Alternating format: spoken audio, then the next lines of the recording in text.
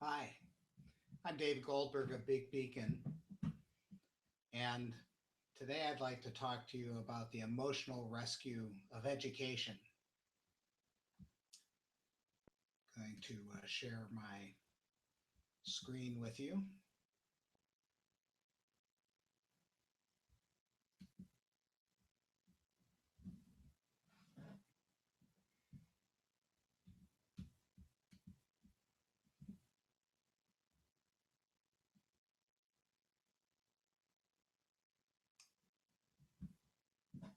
I want to talk about the emotional rescue of of education. Many of the examples that I give will be drawn from higher education,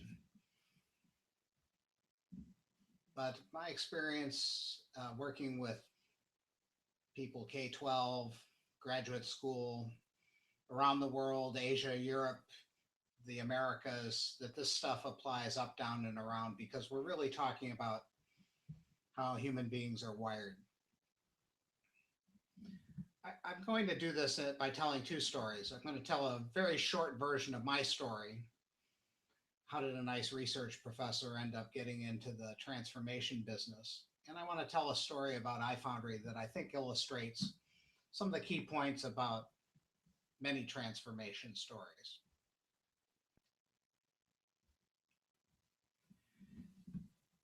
I'm as surprised to be here as perhaps you are to be listening to me. I for many years was a normal professor engaged in my research, doing what research engaged professors do, and the sequence of events in my life caused a number of things to be very different. I'm best known for my work in genetic algorithms, and I was happy as a clam with my research students and publishing papers and writing books and papers and the usual sort of thing that research professors do. But if you hop in the time machine with me and go to May 24th, 2006, I wrote a blog post that actually ended up changing a good bit of that. And the blog post had the title "Philosophy of Engineering, Not a Contradiction in Terms," and doesn't sound all that earth shattering. A couple things came out of it. A conference on philosophy and engineering came about that continues to this day. It's now called the Forum on Philosophy, Engineering, and Technology. And something called the Illinois Foundry for Innovation and Engineering Education came about. iFoundry was conceived as an incubator for new programs, not an incubator for new businesses like we usually think of entrepreneurial incubators, but a white space where we could create new educational programs and try them on a pilot basis, nurture them to health, and have them survive amidst a culture that was maybe quite different. We hop in the time machine again and fast forward to the end of December 2010. The activities at iFoundry had been successful enough that I had decided to resign my tenure uh, and my distinguished professorship to go out in the world and see if we could make this stuff happen elsewhere. And so on a snowy day in Champaign, Illinois, I left Champaign and went to created a company called Three Joy to as a coaching, training, and consulting firm to help make change. Hopped on a plane to Singapore and helped Dean Channing Soon at the National University of Singapore with his design-centric curriculum, starting a course on deep faculty development that endures to this day. Started a movement called Big Beacon, writing the Big Beacon Manifesto in 2012. Wrote a book with Mark Somerville in 2014. And um, talk about, I want to finish my story right now and talk a little bit about um, a story about iFoundry. Now, iFoundry was conceived in 2007, and we met with students and 5 of 13 department heads at the University of Illinois, among other faculty who are interested in change. And in 2008, we started a course. Bruce Litchfield and I started a course called Designing the Engineering Curriculum of the Future. And as part of that course, we visited various schools. We visited Rose-Hulman, Purdue, and we also visited a school that was getting attention back then called the uh, Olin College, or the Franklin W. Olin College of Engineering in Needham, Massachusetts. I went there with two graduate students, and when we got there, we saw many things that we expected to see. But what we didn't expect to see was the following. We were actually in a course, an undergraduate course, second semester undergraduate course, and the students in the course had designed heat sinks that day and they were being tested. As part of the testing, the faculty in the course said, go talk to these guys from Illinois, and they did, and they were smart, they were articulate. But what surprised us about them was the next thing that they started to do was brag about their colleagues and the nice designs that they had made, how elegant they were, and how well they worked, and how efficient they were. And I had the realization that even though these were freshmen, I was talking to emotionally mature engineers who kind of got some of what's cool about being an engineer. And we ended up calling this the Olin Effect. The idea that what was important as a part of engineering education reform was to help students develop emotional engagement in the discipline of engineering.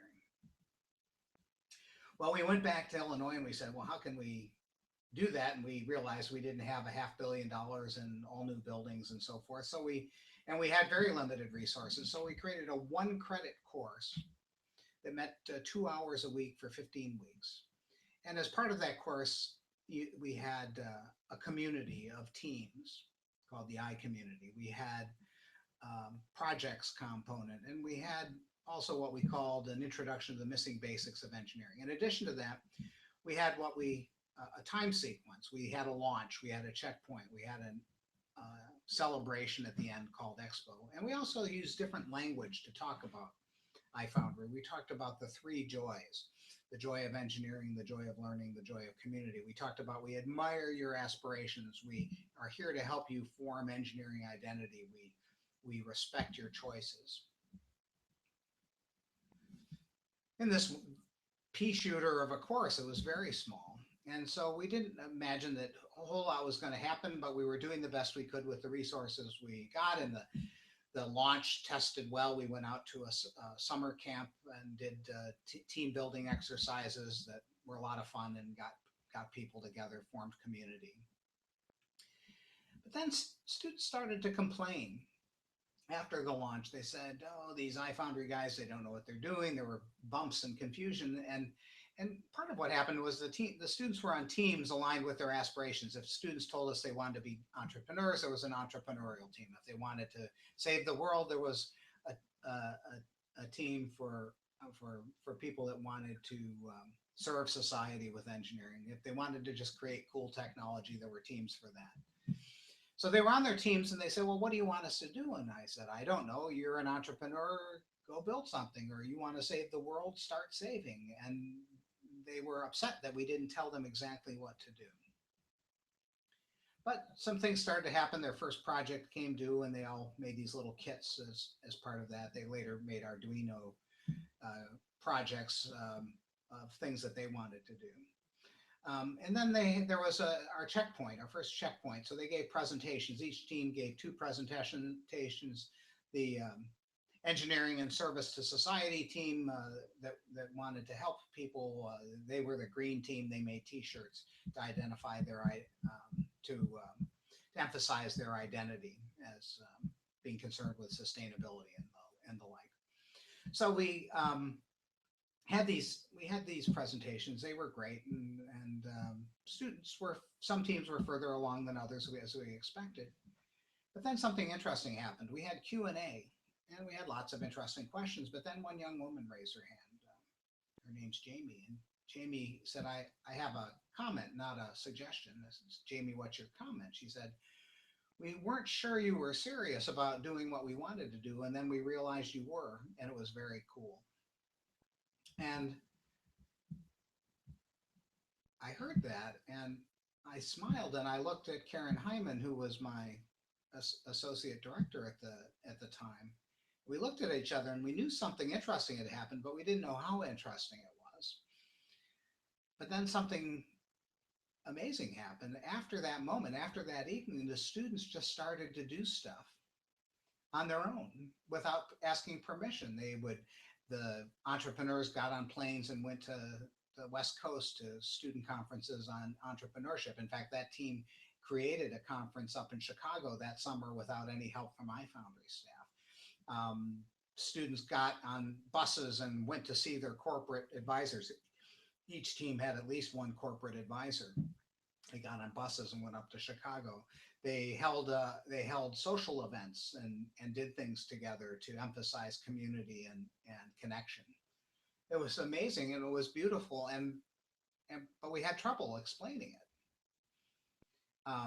And I said, rather than try to explain it, we said, go measure it. We weren't really expecting this much to happen so soon, so we sort of quickly backfilled some assessment and assessed early versus now and what had changed.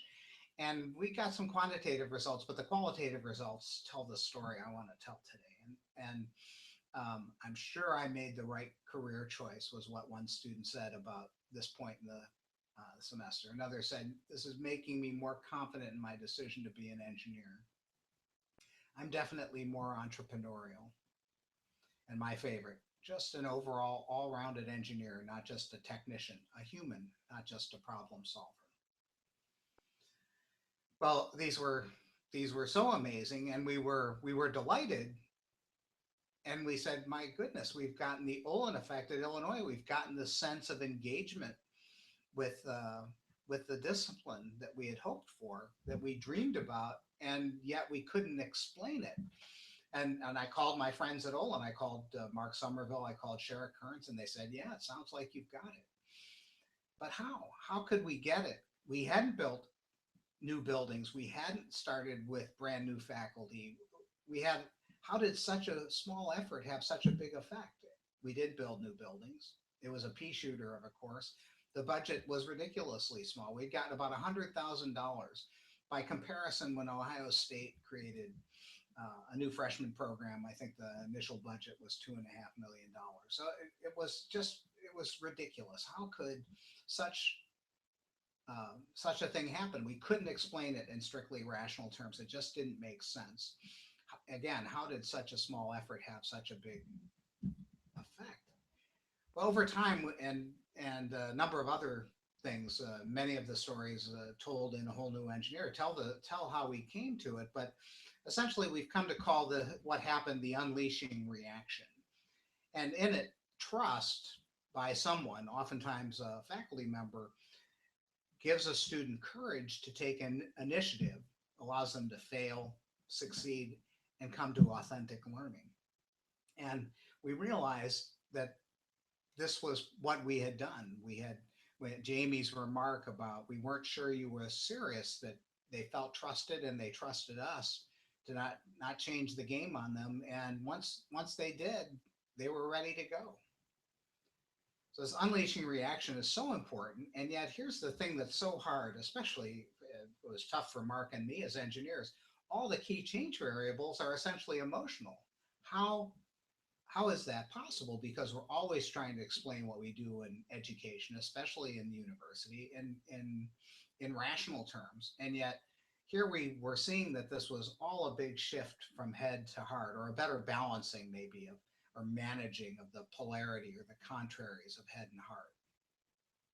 And so in A Whole New Engineer, Mark and I talk in one of the chapters about the five pillars being joy, trust, courage, openness, and connection. And we a lot of what we talk about in that book is how to get those things. So our new models in education, the things that we want, depend on an emotional rescue of education. It's not so much about content, curriculum, and pedagogy and the usual things that we think about, but it's this different emotional um, engagement that we're seeing that is a big part of what's missing, and a big part of what we need to think about as we design new experiences and environments. We need to think about this emotional component much more than we have in the past. So how do we do this in practice? Well, we're not going to talk about it in this video, but in another video, Paul saw, and we started with a musical theme. We're going to continue that. Um, um, the Rolling Stones talk to us about an emotional rescue. Paul Simon says there are 50 ways to leave your lover. There are 4 wrong ways to change, and in another video, we'll talk about those. So join us for that, and four keys to effective change.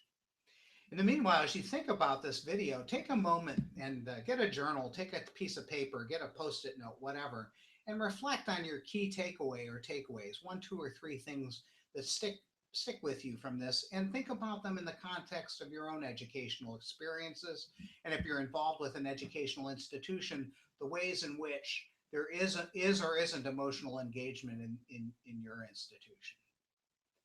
And as you wish, get involved. Read the book, hold a book club, read the manifesto, advocate for Big Beacon, and join us on Big Beacon. We have networks that can help you form learning action teams so that you can make change yourself. Thanks for joining us, and look forward to having you join us in another video.